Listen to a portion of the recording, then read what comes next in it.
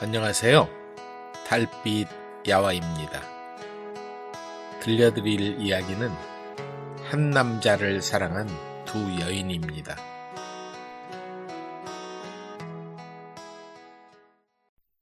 한 남자를 사랑한 두 여인. 한양에서도 소문난 기생집 명월관에는 양반들과 지체 높은 사람들이 매일같이 들락거리고 있었다.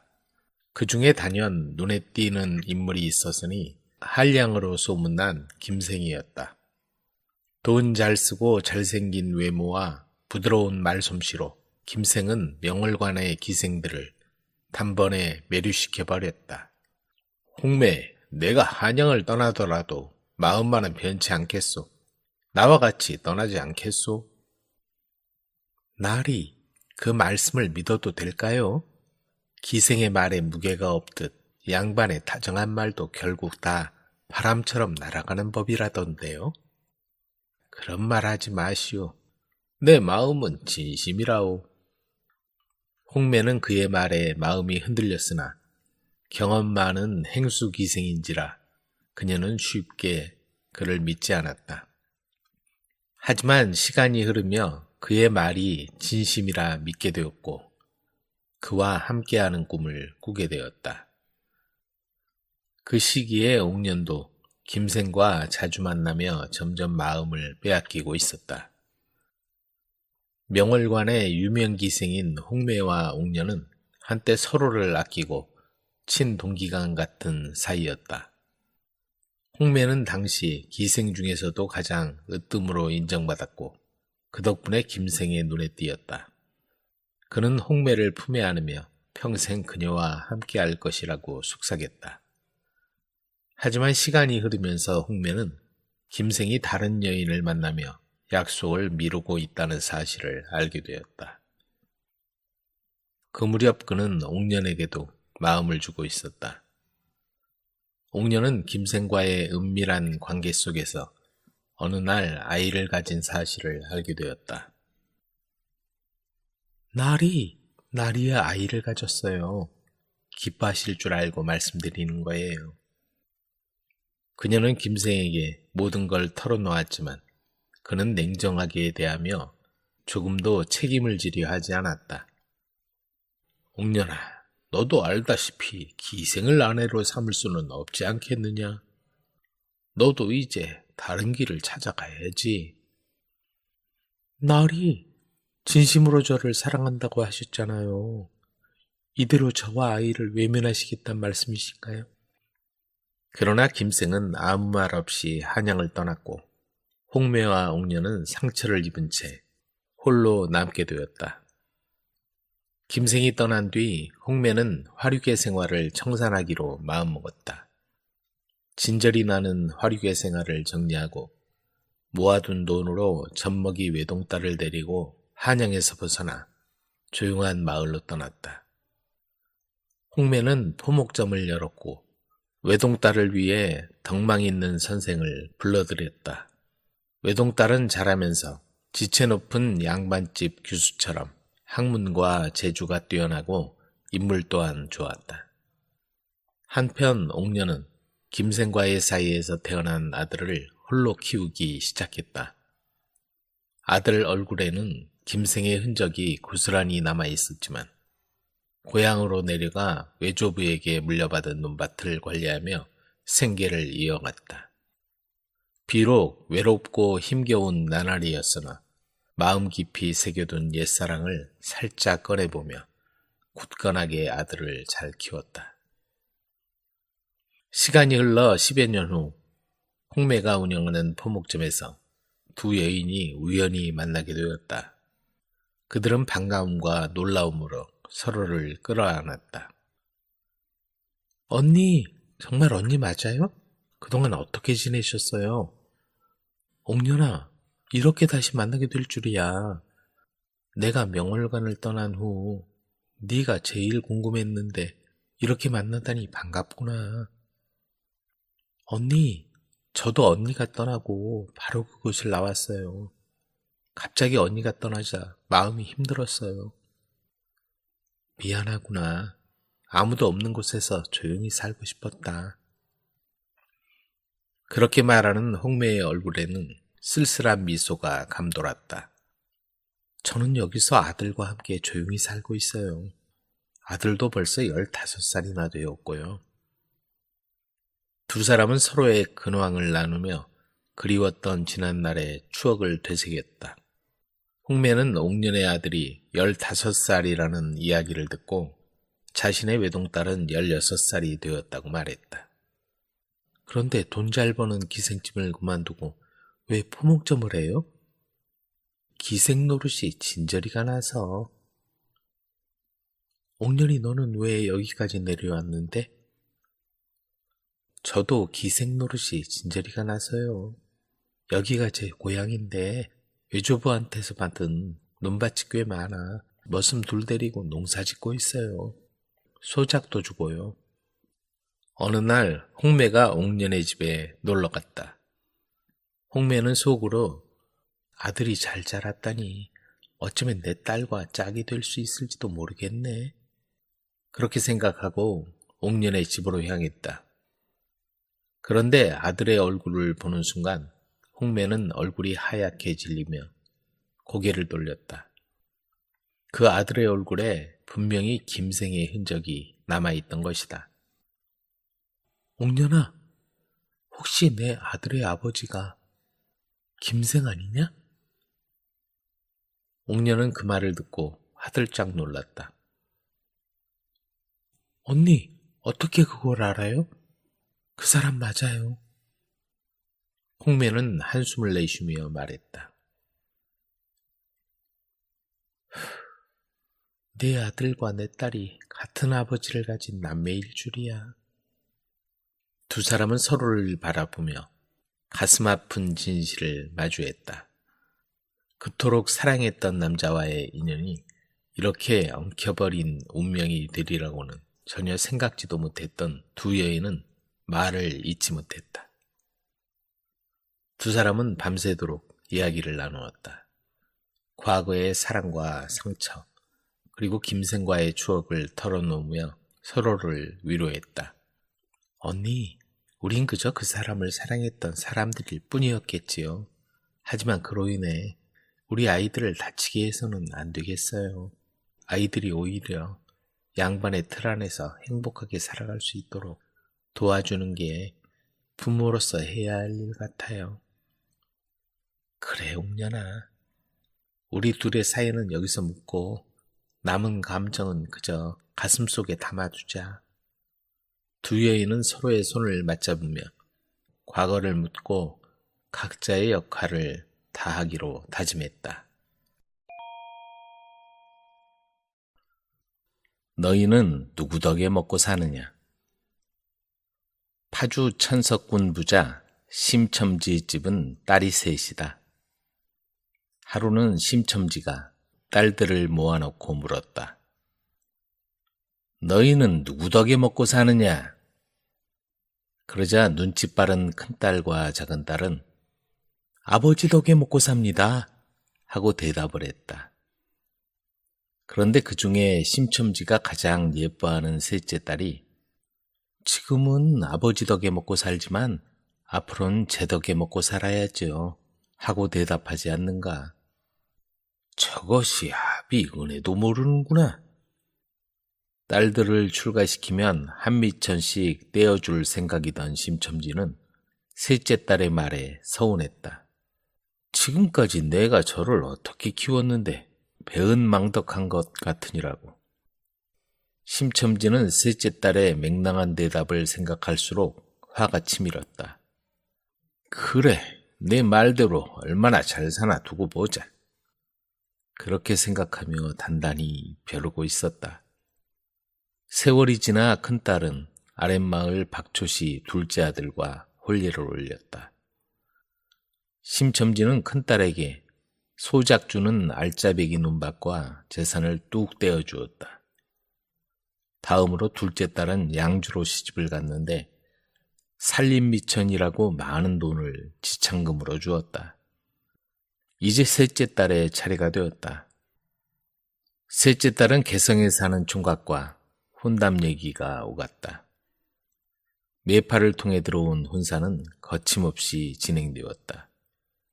개성 사는 총각은 몰락해버린 왕씨 집안의 큰아들로 장사를 하며 근근히 살아간다고 했다. 영감, 다시 한번 생각해 봅시다. 그것도 다 제 복이요.婚예를 하루 앞두고 심첨지가 딸을 불렀다. 언니들 다 나누어 주고 내게 줄 건 없구나. 이제부턴 내 덕으로 살도록 해라.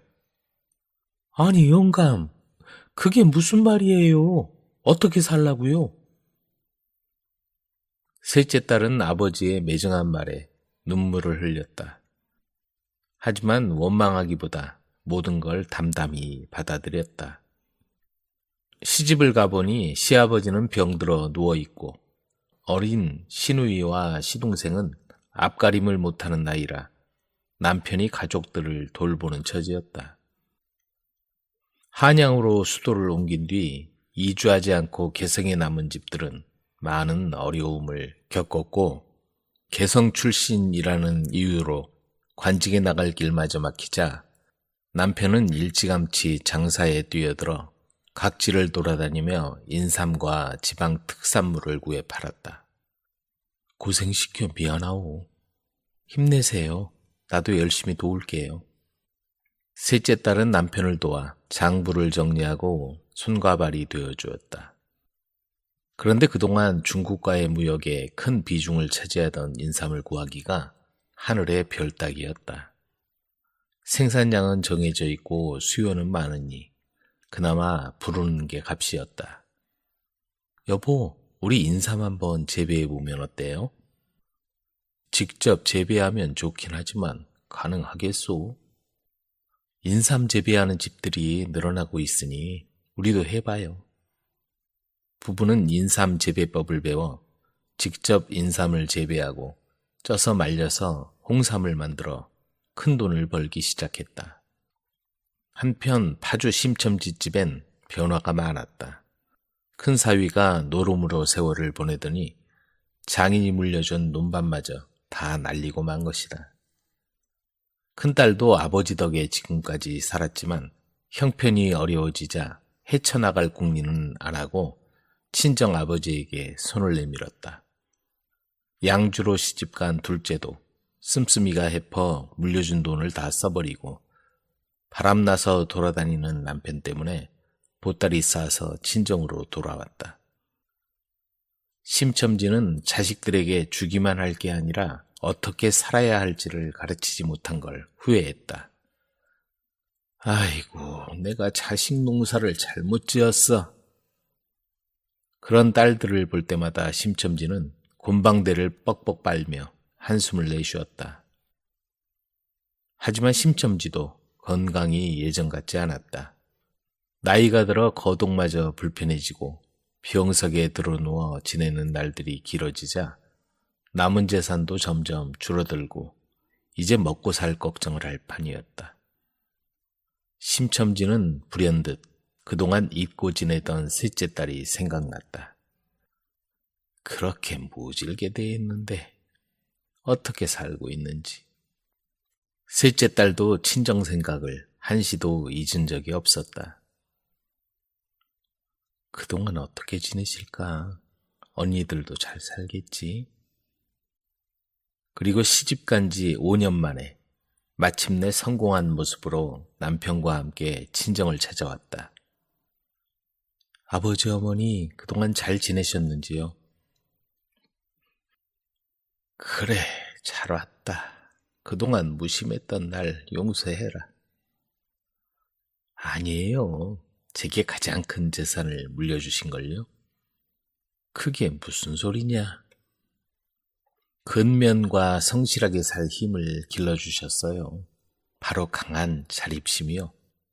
셋째 딸은 웃으면서 말했다. 그러자 심첨지는 자신의 옹졸한 행동이 부끄러워 얼굴을 붉히면서도 환하게 미소를 지었다. 엉뚱하게도 운 좋은 선비. 어느 마을에 가난한 선비가 살았다. 그는 날마다 글 공부를 한답시고 틀어박혀 집안일엔 조금도 관심이 없었다. 과거를 보는 족족 떨어지다 보니 자신감도 없어지고 남의 말을 듣지도 않는 벽창호가 되어버렸다. 아내가 밭에 가든지 논에 가든지 나 몰라라 했다. 하루는 아내가 어렵게 보리쌀 한 마를 구해다 마당에 널어놓았다. 하늘이 흐리니 혹시 비라도 오면 안에다 들여놓으시오. 알았어. 그 말을 믿고 아내는 일하러 밭에 나갔다. 그런데 그 사이 소나기가 퍼붓기 시작했다. 선비는 그것도 모르고 공부를 하다가 그만 졸고 말았다. 소나기가 쏟아지자 밭에서 허겁지겁 돌아온 아내는 소나기에 널어놓은 보리쌀이 떠내려가는 걸 보자 화가 벌컥 났다. 그렇게 당부를 했는데 도대체 뭘 하고 있던 거예요? 아이고, 내 팔자야. 이제 더는 못 참겠어요. 선비는 할 말이 없었다. 모든 일을 아내에게만 맡기고 빈둥거린 처지에 무슨 할 말이 있겠는가. 오늘 저녁은 뭘로 끼니를 때운단 말이에요. 이제부터 죽이 되든 밥이 되든 당신이 알아서 해요. 옆집 돌쇠네 좀 봐요. 돌쇠 아버지는 학식은 모자라도 우리보다 훨씬 잘 먹고 잘 살잖아요. 미안하오. 나도 과거에 붙기만 하면 그놈의 과거 타령은 벌써 10번은 붙었겠네. 먹여 살리든가 말든가 이제 알아서 해요. 아내의 말을 곰곰이 새겨듣던 선비는 굳은 결심을 하고 보찜을 싸서 집을 나왔다. 그래, 한번 태어난 인생 이렇게 구질구질하게 살 순 없지. 식구도 굶기는 인생이 무슨 큰일을 하겠어. 나가서 무슨 일이라도 해보자. 그렇게 굳은 결심을 한 선비는 아침 대바람에 나와서 한나절을 걸어갔다. 그러다 보니 배는 고프고 다리가 아파서 좀 쉬어가기로 했다. 마을 입구에 들어서 쉴 곳을 찾다 보니 나무 그늘에 마을 사람들이 모여 앉아 있었다. 자네 그 얘기 들었나? 무슨 얘기?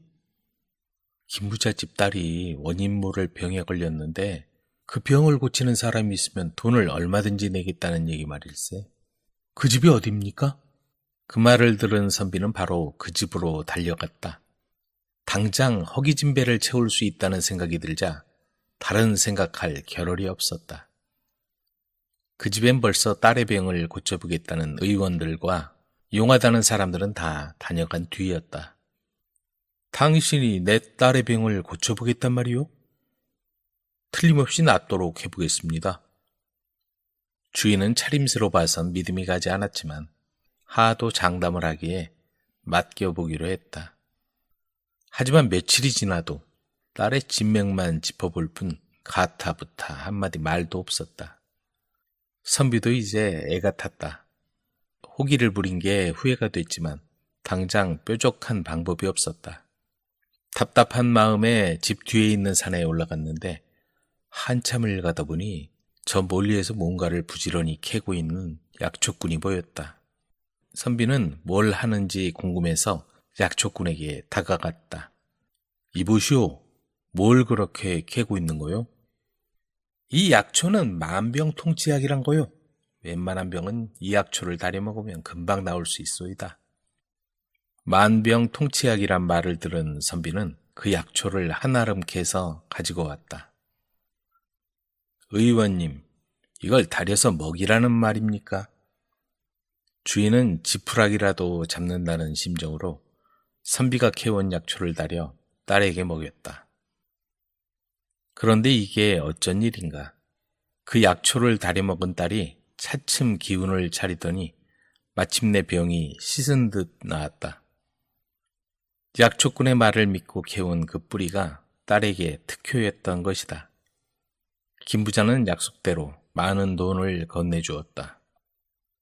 유용한 의원 소리를 들으며 의기양양하게 집으로 향하던 선비가 어느 부잣집 앞을 지나고 있었다. 그 집에서 잔치를 벌이는지 떠들썩하게 사람들이 모여 있었다.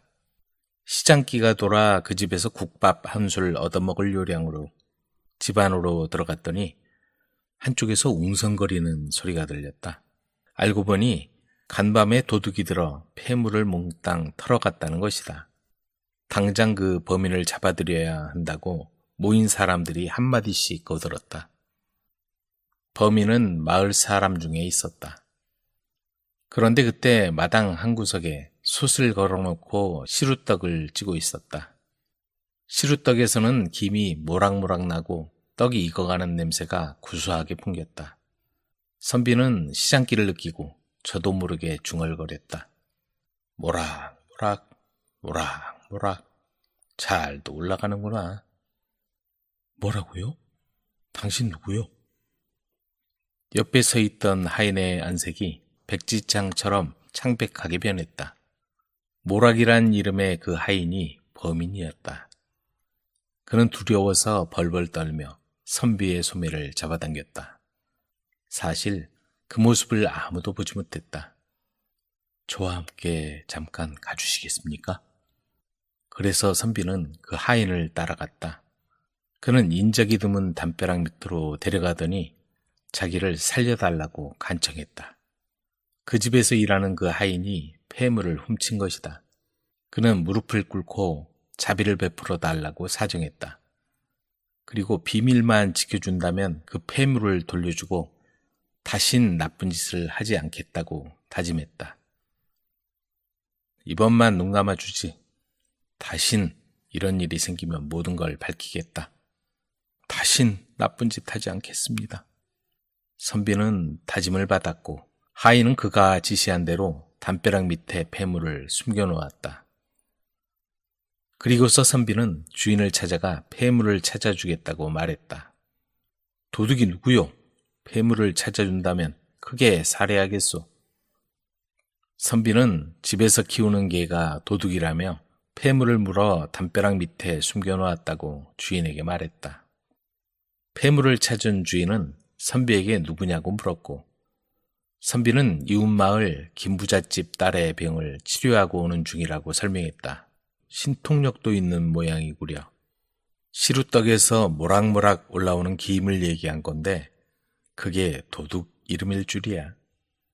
선비는 폐물을 찾아준 대가로 주인에게 많은 돈을 받았다. 선비는 그 마을에서도 대접을 잘 받고 씩씩하게 집을 향해 걸음을 옮겼다. 집에 돌아온 선비는 아내에게 돈 버는 일이 이렇게 쉬운 줄 몰랐다며 많은 돈을 건네주었다. 그날부터 선비는 아주 유명해졌고 그 이름만 들어도 도둑들은 감히 물건을 훔치지 못했다고 한다. 운이 좋아 우연히 복을 받은 선비는 매사에 자신감이 생겼고 열심히 학문에 정진해서 벼슬길에 올랐다고 한다. 그리고 어려운 사람들을 도우며 사람들의 존경을 받으며 행복하게 살았다고 한다. 과부가 된 딸과 젊은 무사들. 정선달은 한때 용맹을 떨치던 무사였으나 아픔을 이기고 고향에 돌아와 여생을 조용히 보내고 있었다. 객지에서 아내를 떠나보내고 호라비로 살아온 그에겐 초아라는 딸아이가 있었다. 정선달의 피를 물려받았는지 22살 된 초아는 미모와 어울리지 않게 대담하고 기상이 넘쳤다. 그런데 그런 딸에게도 잊지 못할 아픔이 있었다. 3년 전의 일이었다.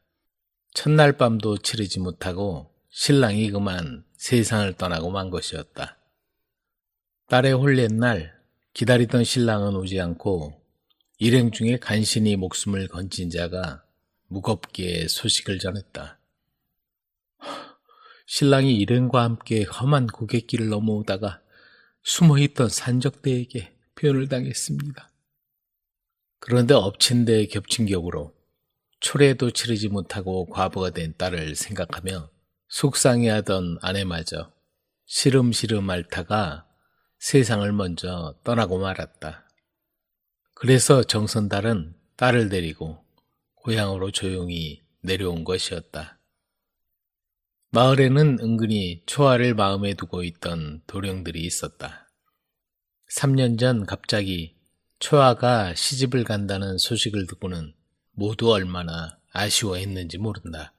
그런데 초아가 첫날 밤도 치르지 못하고 고향으로 내려왔다는 소식이 들리자 모이면 서로 그 얘기뿐이었다.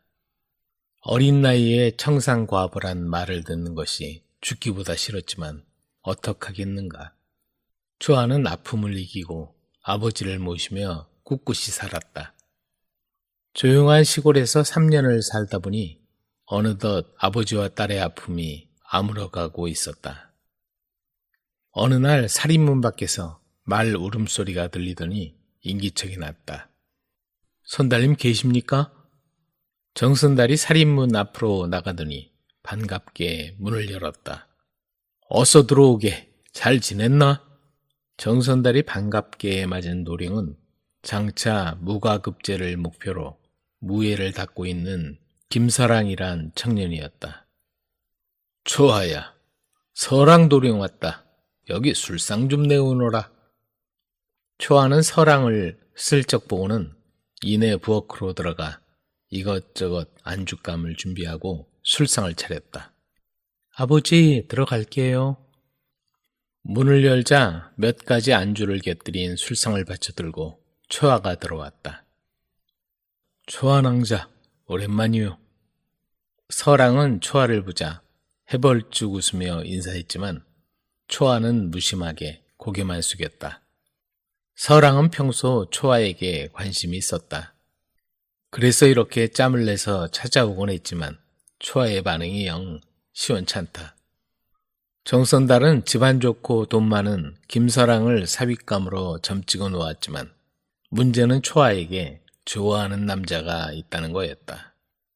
술이 얼큰하게 취하자 정선달은 지난날의 무용담을 늘어놓았다. 술에 취했다는 표시였다. 그 얘기를 인내심 있게 듣고 있던 김서랑은 장차 많은 재산을 물려받게 될 것이며 무과에 급제해서 훌륭한 무사가 되겠다는 포부를 마치 초아가 들으라는 듯이 큰 소리로 떠들어댔다. 그때였다. 선달님, 별거 없으셨는지요? 초아의 안내를 받고 들어선 사내는 설현이라는 젊은 무사였다. 나이는 20대 초반이었고 의복은 초라했으나 위험 있는 자태를 지니고 있었다. 초아와 그 젊은 무사는 서로를 마음에 두고 있는 사이였다. 하지만 정선달은 설현이 사윗감으로 마음에 들지 않았다. 초아의 고생길이 눈에 훤히 보이는 가난한 집안으로 딸을 보내고 싶지가 않았다. 이번에는 초아가 제대로 된 신랑을 만나 잘 사는 모습을 보는 게 아버지의 간절한 소원이었다. 정선달은 바깥 소리를 애써 외면하며 서랑에게 술을 권했다. 신경 쓰지 말고 우린 술이나 마시세. 정선달이 그렇게 말했으나 밖에서 들리는 설현과 초아의 두렁거리는 소리가 서랑의 질투심을 자극했다. 서랑은 술김에 자리에서 일어나 문을 열고 마루에 걸터앉아 속삭이고 있는 젊은 남녀를 향해 한마디 했다. 이보시오, 보아하니 무술께나 하신 분 같은데 나와 실력을 겨뤄보는 것이 어떻소? 당신도 나도 초아낭자를 마음에 두고 있으니 지는 사람이 깨끗이 물러나도록 합시다. 그 소리에 설현이 앞으로 나서자 초아가 그를 막았다. 술 기운에 하는 소린데 신경 쓰지 말아요. 그러자 서랑이 밖으로 나왔다. 술 기운이 아니오.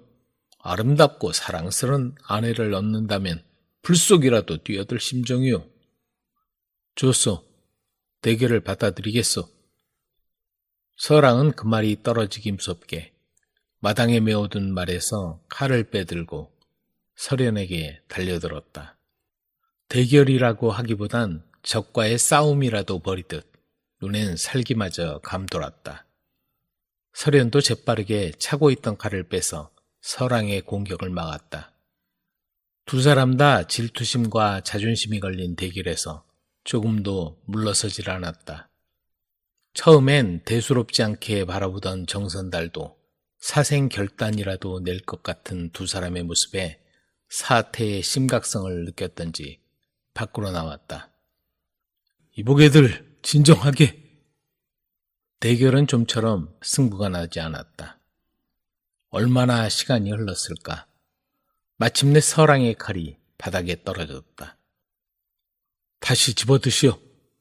아니요, 내가 졌소. 깨끗이 양보하겠소. 김서랑도 약속을 지키는 사내였다.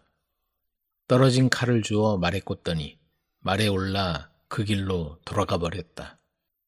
정선달은 서랑이 대결에서 져서 돌아가 버리자 설현과 초아의 만남을 반대할 명분이 약해졌다.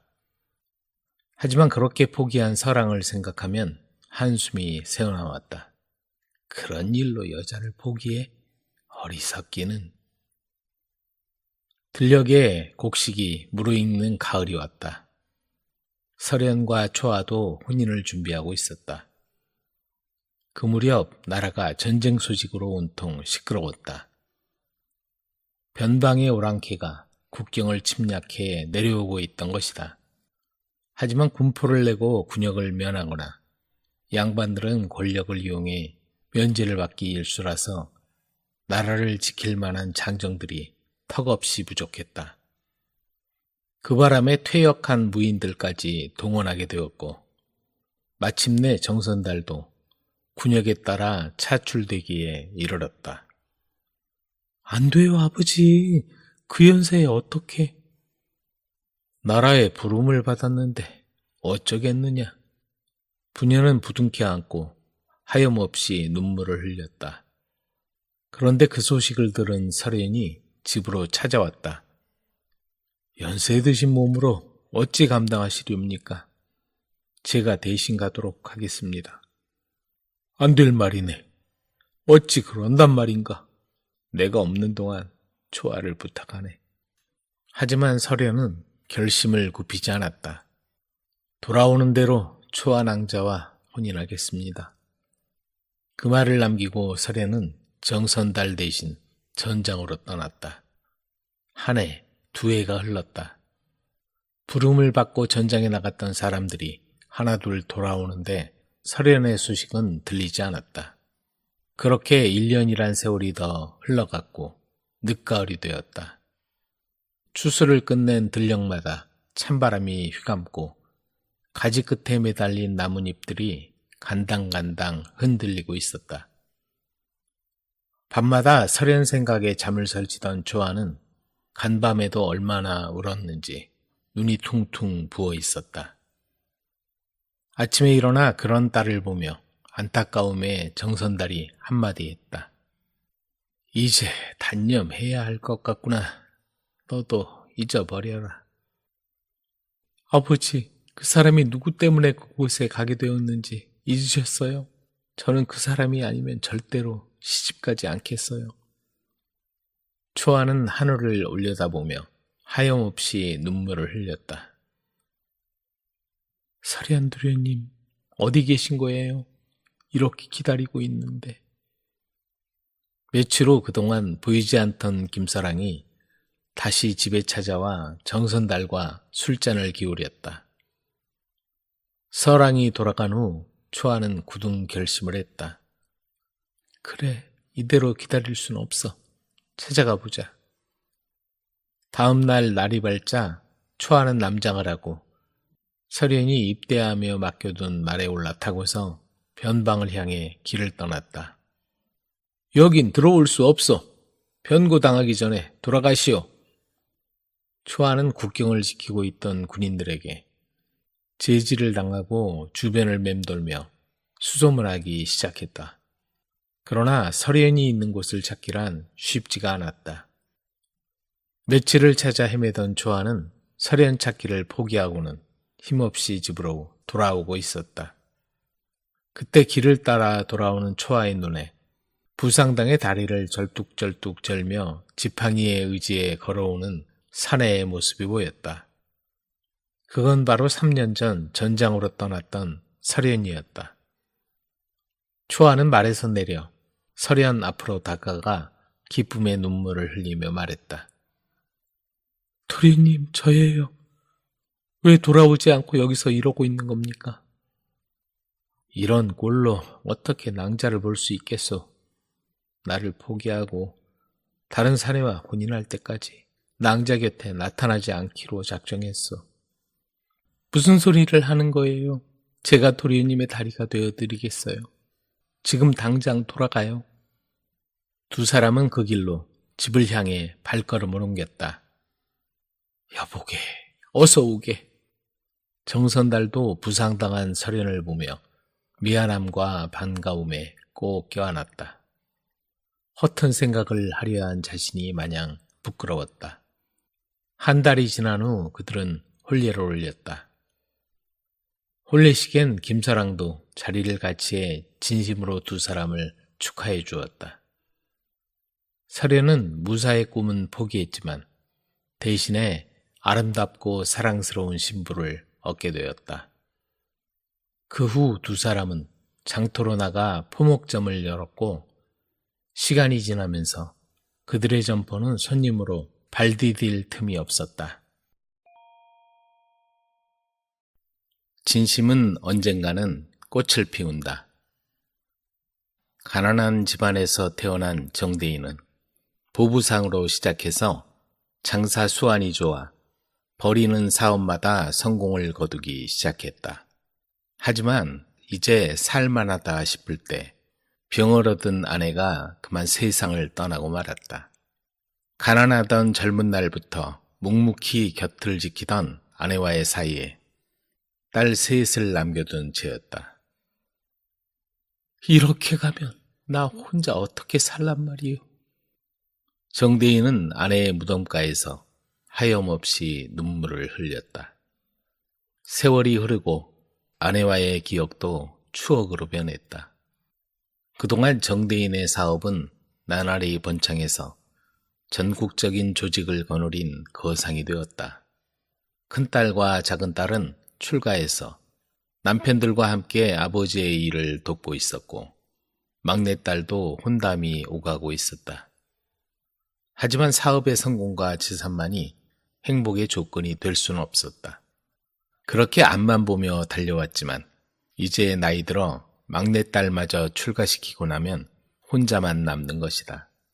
지금까지 세 딸에게 상처라도 될까봐 재혼도 마다하고 하루도 쉬지 않고 부지런히 살아온 정대인은 더 이상 장사에 관여하지 않고 이제부터는 사위들에게 사업을 맡기고 딸들의 효도를 받으며 편히 살겠다고 결심했다. 막내딸의 결혼을 앞두고 정대인은 딸들을 불러 모았다. 이제 나도 나이 들어 이번에 숙현이 출가시키고 나면 일에서 손을 떼고 싶구나. 그래서 너희 셋에게 가계와 재산을 똑같이 나누어 주겠으니 이제부터는 너희들이 나를 모시도록 해라. 큰딸과 둘째 딸은 그 얘기를 듣자 눈을 반짝였다.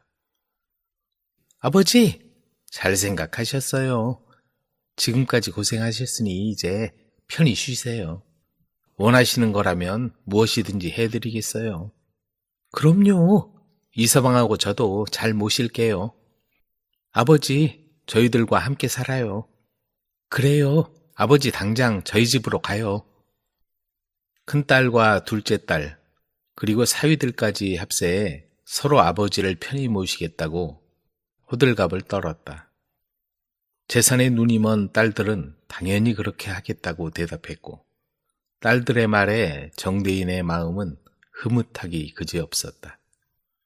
하지만 막내딸 숙현은 아무 말이 없었다.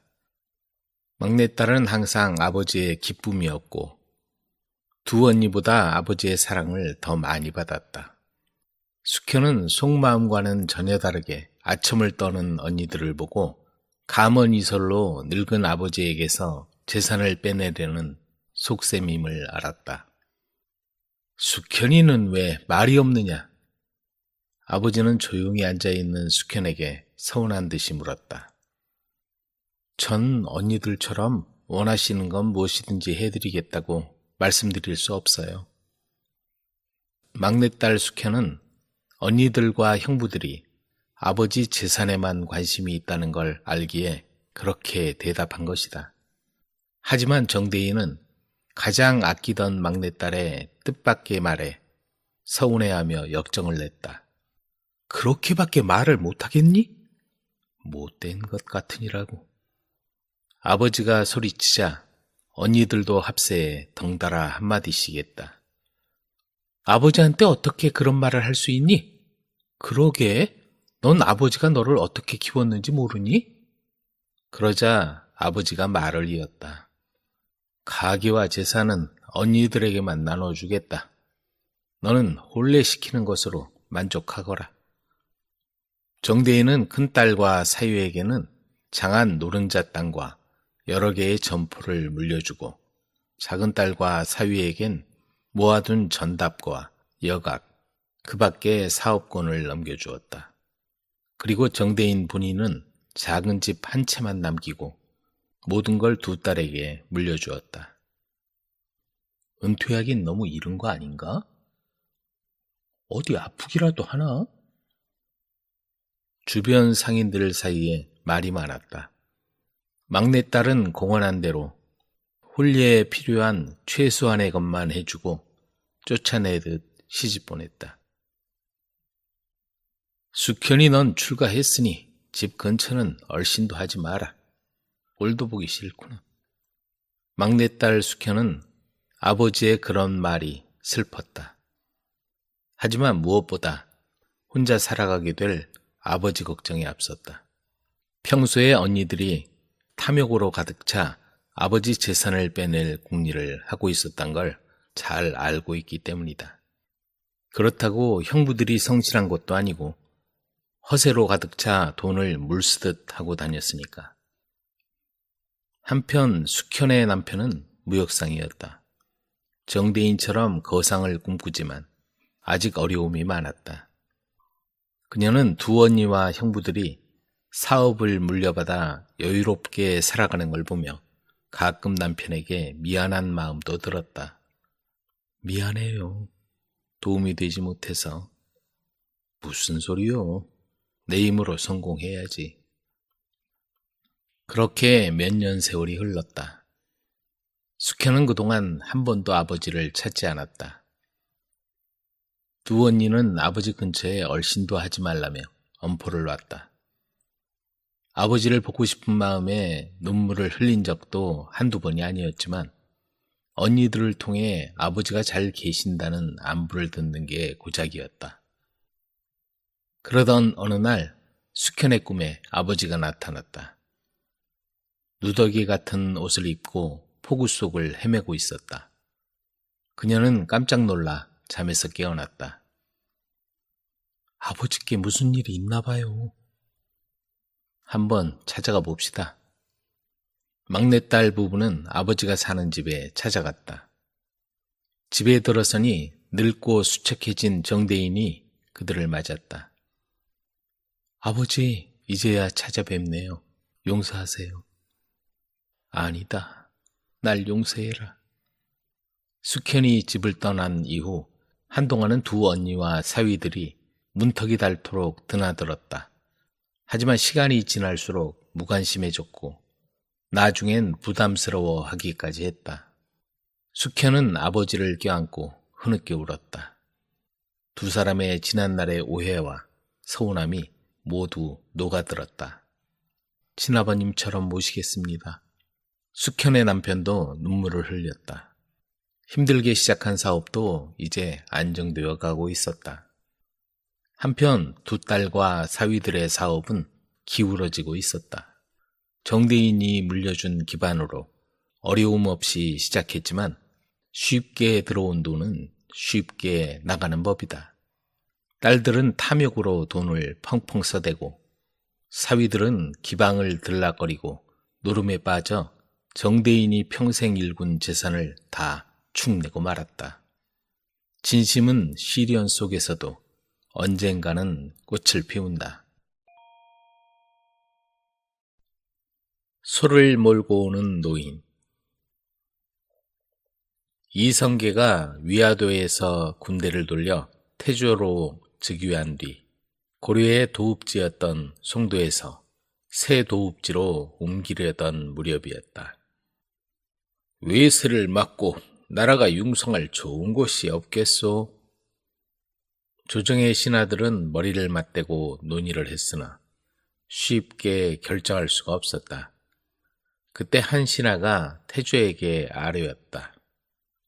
전하, 풍수에 밝은 무학대사를 불러 물어보심이 좋을 듯하옵니다. 그래서 무학대사는 왕명을 받들어 새로운 도읍지를 정하기 위해 팔도를 돌아다녔다. 강원도를 물색해보니 금강산이 있어 경치는 좋으나 도읍지로는 합당치가 않았다. 그렇게 산세를 따라 남쪽으로 향하던 무학이 삼각산에 이르렀다. 그래, 이곳이다. 앞으로 강이 흐르고 남산이 솟아있고 뒤로는 삼각산이 막아주고 있어 새 도읍지로 적당하구나. 무학대사는 태조에게 알리고 그곳에 누각을 세우기 시작했다. 그런데 누각을 세우기만 하면 무너져 버리는 게 아닌가. 땅의 기운이 상소롭지 못하구나.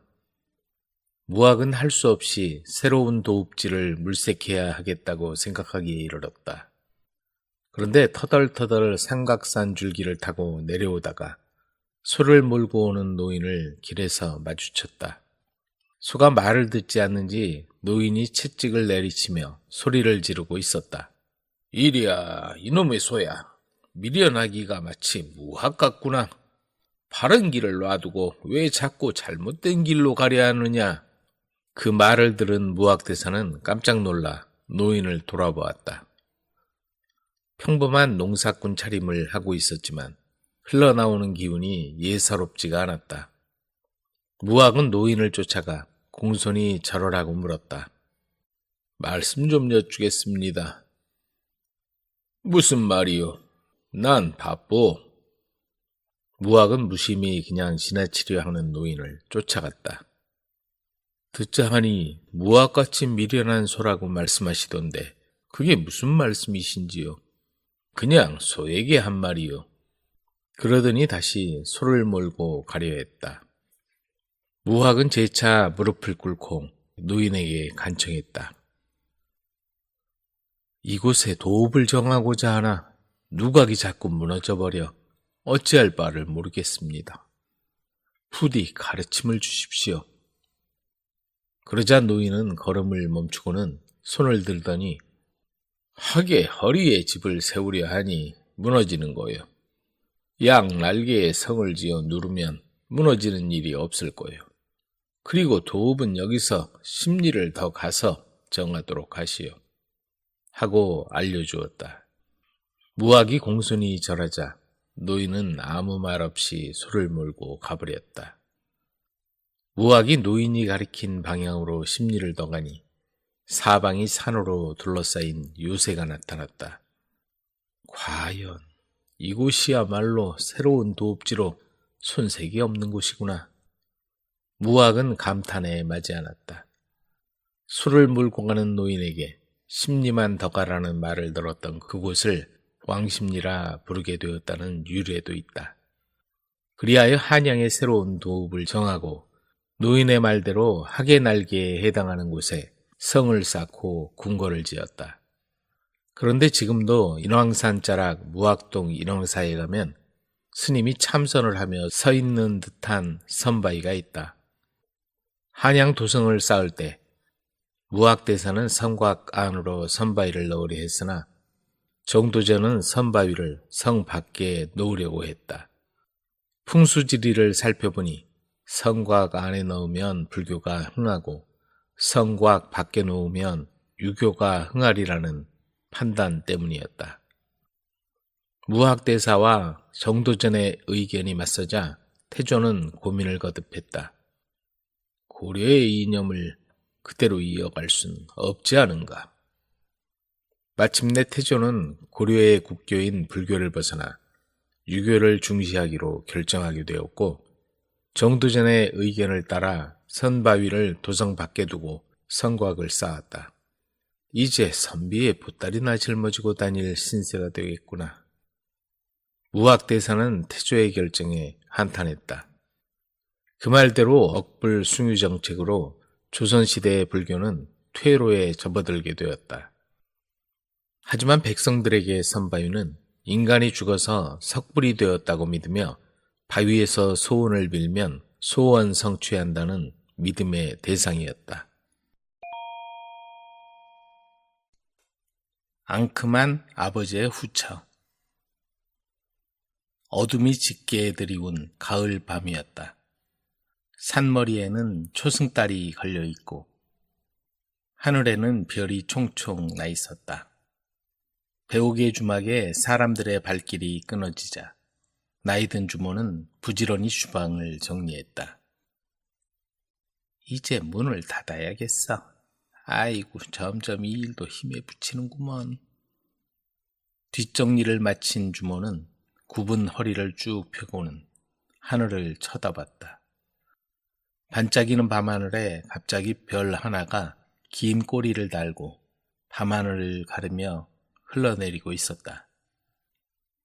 그때 갑자기 다급한 여자의 목소리가 들려왔다. 사람 살려요. 그 소리는 절규에 가까웠다. 깜짝 놀란 주모는 소리나는 쪽으로 귀를 기울였다. 그러자 희미한 불빛 사이로 누가 이리로 달려오는 게 보였다.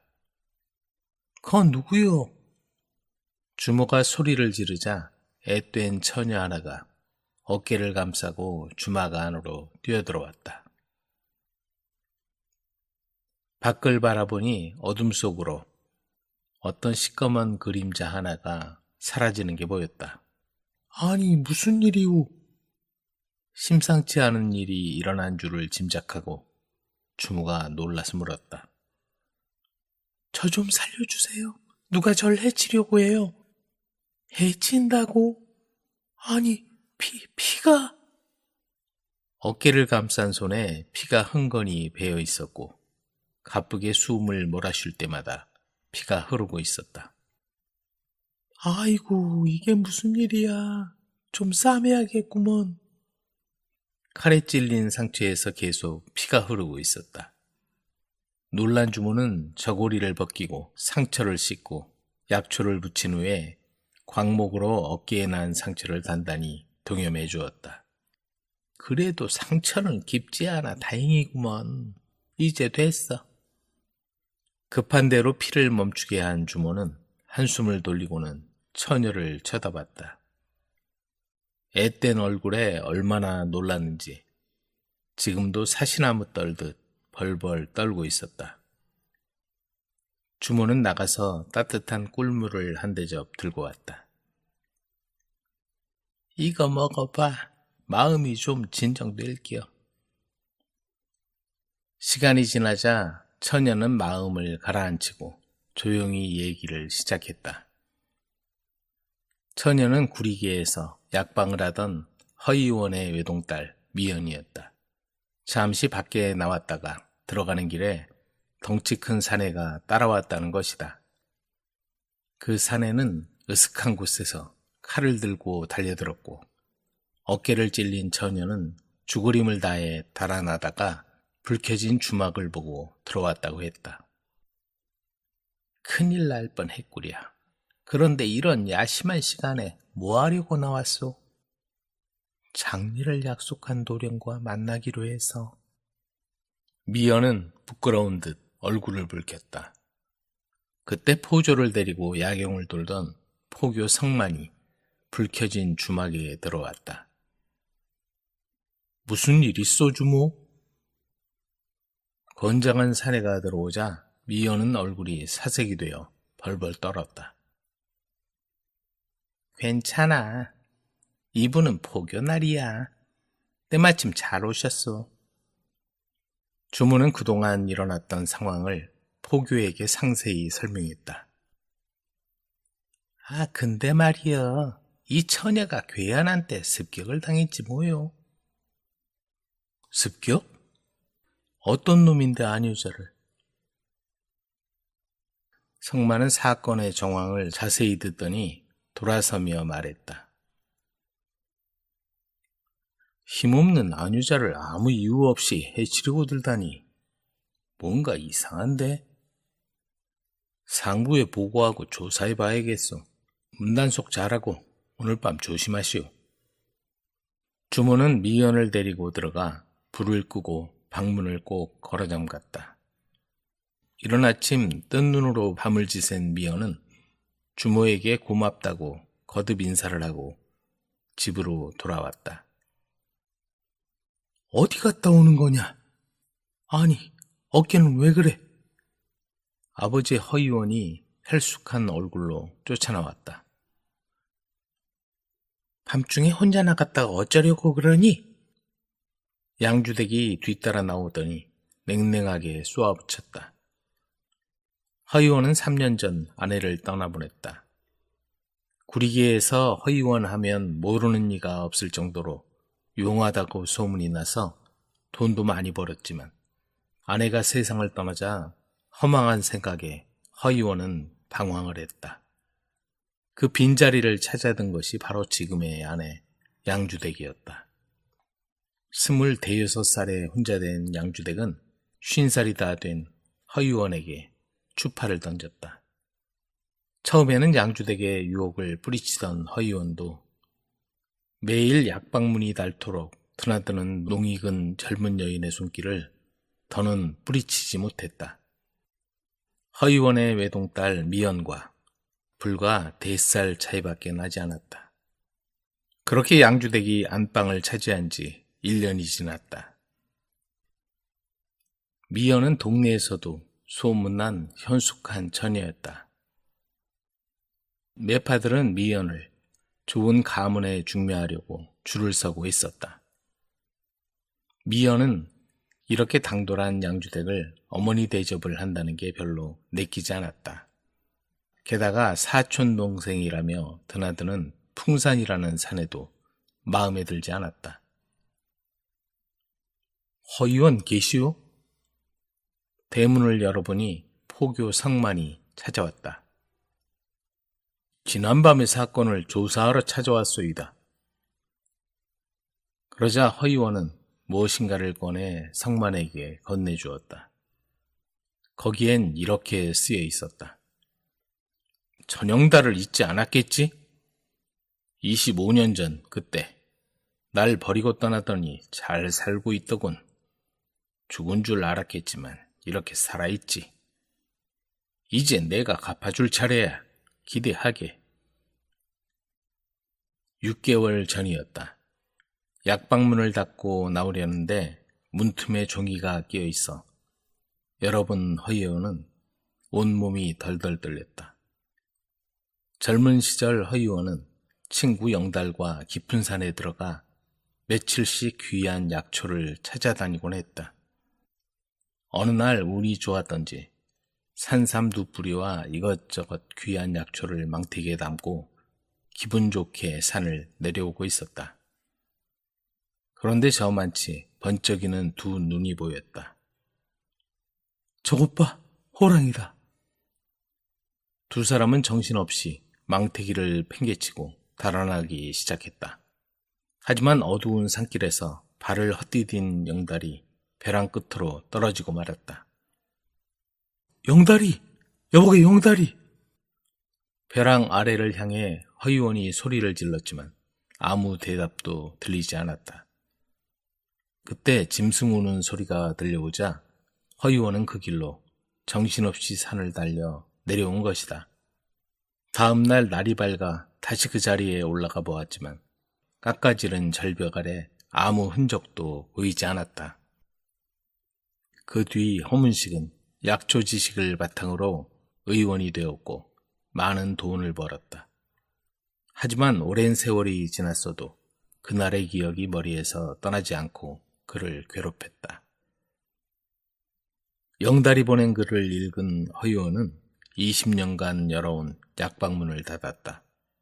그리고 집에 틀어박혀 친구를 구하지 못한 그 일에 대해 죄책감에 시달리며 살아가고 있었다. 이런 와중에 애지중지 아끼는 외동딸 미연이가 그런 일을 당하자 모두 본인 탓인 것 같았다. 나 때문에 내 딸이 그렇게 된 것입니다. 얼마 후에 시집갈 아이인데 이런 일을 당했어. 허의원은 포교를 보자 한탄하며 이렇게 말했다. 성만은 허의원을 만나고 대문을 나오다가 덩치 큰 사내와 마주쳤다. 양주댁의 사촌이라는 풍산이라는 사내였다. 그는 성만을 본체만 채하고는 안으로 들어가 버렸다. 25년 전에 죽은 줄 알았던 친구가 이제야 나타났다. 그런데 저 친구는 누구지? 포교 성만은 관아로 돌아와 생각에 잠겼다. 그리고 다음 날 허의원을 다시 찾아갔다. 영달이란 친구에게 재산을 나눠줄 생각이 있어? 그럼요. 마음의 빚을 갚을 수만 있다면 그러다 마다요. 그러면 이렇게 합시다. 성만은 허의원과 한참 동안 귀한 말을 나누고 돌아갔다. 그날 밤 허의원은 잠자리에서 양주댁에게 말을 꺼냈다. 전에 임자에게 얘기했던 그 영달이란 친구에게 내 재산의 절반을 떼어줄 생각이요. 임자 생각은 어떻소? 그러자 양주댁이 다소곳하게 대답했다. 저야 당신 생각이 그러하다면 따를 뿐이지요. 다음 날 허의원은 쪽지를 적어 약방 문틈에 끼워 놓았다. 영달이, 자네에게 내 재산의 절반을 넘겨주겠네. 그러니 원한을 풀게. 이 쪽지를 보거든 답을 주게. 다음 날 가보니 다른 쪽지가 끼워져 있었다. 지난날 날 버려두고 떠난 걸 생각하면 용서할 수 없지만 돈으로라도 용서를 구한다고 하니 여기 적어둔 곳으로 가져와라. 그러면 모든 걸 잊고 떠나주마. 허의원은 쪽지에 적힌 곳에 돈과 전담 문서를 가져다 놓았다. 이것으로 그동안 영달에게 지고 있던 죄의식과 마음의 부담을 덜고 싶었다. 그런데 다음 날 포청에서 연락이 왔다. 범인이 잡혔다는 것이었다. 찾아가 보니 뜻밖에도 양주댁의 사촌 풍산이란 사내였다. 허의원은 언젠가 술이 얼큰한 날 양주댁에게 영달에 대한 얘기를 들려주었고 외동딸이 시집가면 많은 재산을 물려줄 거라는 생각에 양주댁은 못된 생각을 하게 되었다. 영달이 살아 돌아와 원한을 갚으려고 하는 것처럼 꾸몄다. 사촌인 것처럼 가장에 마음대로 들락거린 풍산이란 애인을 시켜 협박글을 쓰고 정혼자를 만나고 돌아오는 외동딸 미연의 어깨를 다치게 했다. 그리고는 허의원의 재산을 받아내려고 수작을 부린 것이다. 그날 밤 풍산을 잡아낸 포교 성만은 모든 걸 자백받았다. 영달이란 친구분이 자신도 모르게 25년 만에 다시 살아난 걸 알면 기절초풍하겠소이다. 자, 갑시다. 사랑을 거짓으로 갚다니 정말 못된 여자요. 오랏줄에 묶여 끌려가는 양주댁은 버둥거리며 소리를 질러댔다. 이게 뭐하는 짓이냐? 죄 없는 사람을 이렇게 끌고 가다니. 그 소리를 들은 성만은 쓴웃음을 지으며 말했다. 아직도 정신 못 차리는구먼. 포교 성만은 양주댁을 한번 쏘아보고는 포조를 시켜 관아로 끌고 가버렸다. 빈둥대는 남편 출세시키기. 서울에 박시성을 가진 젊은이가 살고 있었다. 기골이 장대하고 착하고 정직했지만 욕심도 없고 재주도 없어 하는 일 없이 빈둥빈둥 세월만 축내는 쓸모없는 남편이었다. 그나마 아내 덕에 걱정 없이 잘 먹고 잘 살고 있었다. 아내는 제상집에서 일을 하며 돈도 착실하게 모았다. 박서방 아내는 어쩌면 저렇게 일도 잘하고 상냥한지 몰라. 아내는 마음이 곱고 부지런해서 사람들에게 사랑을 받았고 불평 한마디 없이 알뜰하게 집안 살림도 잘 꾸려나갔다. 아내는 반드시 남편이 장차 크게 될 인물이라고 믿었다. 그리고는 어느 날 묵직한 돈꾸러미를 남편 앞에 내놓았다. 이 돈 가지고 나가서 세상 물정을 배우도록 하세요. 박서방은 돈꾸러미를 허리에 차고 장터에 나갔다. 하지만 돈을 쓰고 싶어도 어떤 걸 살지 엄두가 나지 않았다. 음식을 사 먹자니 집에서 아내가 입에 맞는 음식을 골고루 해준 탓인지 먹고 싶은 것도 없었다. 필요한 물건을 사려니 뭐가 필요한지 알 수가 없었다. 그날은 이리저리 두리번거리다가 그냥 돌아왔다. 여보, 돈을 그냥 가져오면 어떡해요? 뭐라도 쓰고 오셔야지요. 글쎄, 뭘 써야 할지 모르겠어. 그럼 내일은 장터에 가서 구걸하는 사람들에게 몇 푼씩이라도 나눠주고 오세요. 박서방은 그 말에 기뻐하며 다음 날에는 만나는 거지에게 가지고 있는 돈을 뿌려댔다. 집에 돌아와 아내에게 말하자 아내는 잘하셨어요. 내일은 다른 일에 돈을 써보세요. 하고 말했다. 그 다음 날에도 박서방은 돈꾸러미를 가지고 장터로 향하고 있었다. 가는 길에 활터에서 활을 쏘고 있는 남자들 모습이 보였다. 재미있는 구경거리다 싶어 그곳에서 한나절을 보냈다. 잠시 쉬었다 하시오. 여러분들 활쏘기가 하도 재밌어서 지금까지 구경한 대가로 술과 안주거리를 사왔소. 박서방은 그곳에서 활 쏘는 한량들과 사귀게 되었고 그러다 보니 재미도 있고 우정도 쌓게 되었다. 흥미를 가지게 된 그는 점점 범위를 넓혀 글 공부하는 선비들과도 사귀고 가난한 선비에겐 생활비를 대주기도 했다. 근처에 그의 얼굴이 알려지자 아내는 비로소 한 가지 부탁을 했다. 이제부터는 선비들과 글 공부도 하고 병법 책도 열심히 배우도록 하세요. 아내의 말을 한 번도 거역한 적이 없는 박서방은 학문을 하게 되었다. 여러 선비가 그의 학문을 도와주었으며 착실히 공부해서 기초를 튼튼히 닦았다. 여보, 이번에는 무술 공부 좀 해보세요. 아내는 무술 공부를 권했다. 이번에도 박서방에게 신세를 졌던 한량들이 활쏘기와 칼쓰기 등을 가르쳐 주었다. 한량들이 열심히 가르친 덕분에 박서방의 무술 솜씨는 하루가 다르게 발전해 갔다. 그리고 마침내 나라에서 치르는 무과 시험에 합격했다. 하지만 부부는 그 일을 자랑 삼지 않았다. 벼슬길에 오를 수도 있었지만 아내의 뜻에 따라 사양하기로 했다. 박서방의 아내는 이번엔 남편에게 장사를 해보라며 돈 1,000냥을 내놓았다. 이제 장사를 좀 해보세요. 올해는 마늘이 흉년인데 충청도 지방만 풍년이라는군요. 그러니 충청도에 가서 마늘을 사들여 오세요. 박서방은 1,000냥을 가지고 충청도로 갔다. 가는 곳마다 굶주리는 사람들이 많았다. 남들은 끼니를 잊지 못하는데 나만 돈을 벌기 위해 마늘을 산다는 건 옳지 못하다. 이렇게 생각한 박서방은 가난한 사람들에게 돈을 나누어주고 말았다.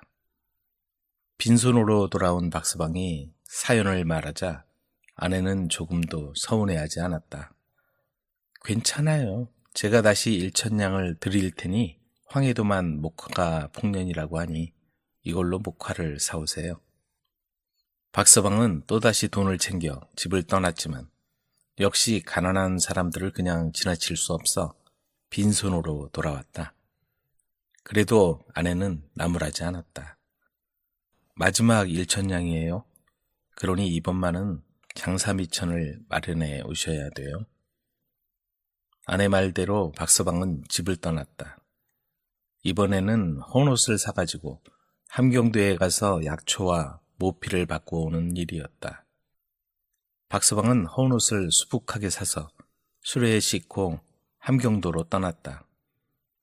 북쪽으로 가니 날씨가 매우 추운데 헐벗고 지내는 사람들이 많았다. 박서방은 그들을 못 본 채 할 수가 없었다. 아내와의 약속도 있고 해서 눈을 질끈 감고 지나가려 했지만 발걸음이 떨어지지 않았다. 그래서 수레에 실은 옷을 그들에게 나누어 주었다. 그렇게 하다 보니 함경도에 도착했을 땐 남은 옷이라곤 치마와 바지 한 벌씩 뿐이었다. 아무리 좋은 일이라 해도 재산을 다 써버렸으니 돌아갈 면목이 없구나. 차라리 산짐승의 밥이 되어버리는 게 낫겠다. 이렇게 생각한 박서방은 차라리 죽어버리자는 심정으로 한밤중에 골짜기를 헤맸다. 그러다가 깊은 산속에서 오두막집을 발견하고 들어갔다. 오두막집에는 추운 날씨에 얇은 옷을 입은 노파가 살고 있었다. 이 추운 밤중에 길을 잃으신 모양인데 얼마나 고생이 많소. 노파는 나가더니 밥상을 차려왔다. 박서방은 너무 고마워서 남은 옷가지를 내놓았다. 추워 보이시는데 이 옷이라도 껴입으세요. 노파는 옷을 보자 눈이 휘둥그레졌다. 아이고, 이렇게 귀한 옷을 주시다니요. 박서방은 노파가 차려온 밥상을 보고 오히려 깜짝 놀랐다. 차려온 반찬은 모두 귀한 산삼나물이었다. 한동안 입을 다물지 못하고 있다가 이 귀한 산삼나물이 어디서 났소? 하고 물었다. 집 뒤에 밭이 있다오. 얼마든지 있으니 마음 놓고 드시오. 노파는 대수롭지 않게 말했다. 캐놓은 것이 많다는 말에 식사를 마친 박서방은 노파와 함께 헛간에 가보았다. 거기에는 산삼이 수북이 쌓여 있었다. 다음 날 아침 박서방이 길을 떠나려 하자 노파가 따라 나오며 말했다. 그것 좀 캐가지 않으려우? 귀한 옷을 주었으니 보답하고 싶구려. 두 사람은 밭으로 가서 산삼을 캤다. 한나절 동안에 대여섯 짐은 너끈히 캤다. 노파는 산미까지 배웅해 주었고 박서방은 고맙다는 인사를 하고 헤어졌다. 하늘이 나를 도와주었구나. 박서방은 그렇게 생각하고 집에 돌아와 아내에게 자초지종을 이야기했다. 아내는 당신을 기특히 여겨 하늘이 복을 주셨나 봐요 하며 기뻐했다. 얼마 후 아내가 일하는 주인집에서 잔치가 베풀어졌다. 주인인 재상이 환갑을 맞이한 것이다. 아내는 소인 남편이 대감께 드리려고 구한 것입니다 하고 산삼을 갖다 바쳤다. 재상이 놀란 건 말할 것도 없고 축하해 주러 온 높은 관리들도 모두 부러워했다. 그제야 아내는 남편의 일을 소상하게 고했다. 남편이 무과에 합격한 사람이라는 사실이 알려지자 사람들은 더욱 놀랐다. 재상은 박서방을 만나보더니 인품을 칭찬하며 벼슬에 오르도록 추천해 주었다. 그 후 박서방은 많은 공을 세우고 높은 관직에 올랐다. 그리고 세상을 떠날 때까지 빈둥거린 남편을 출세시킨 아내를 존경하고 극진히 사랑했다.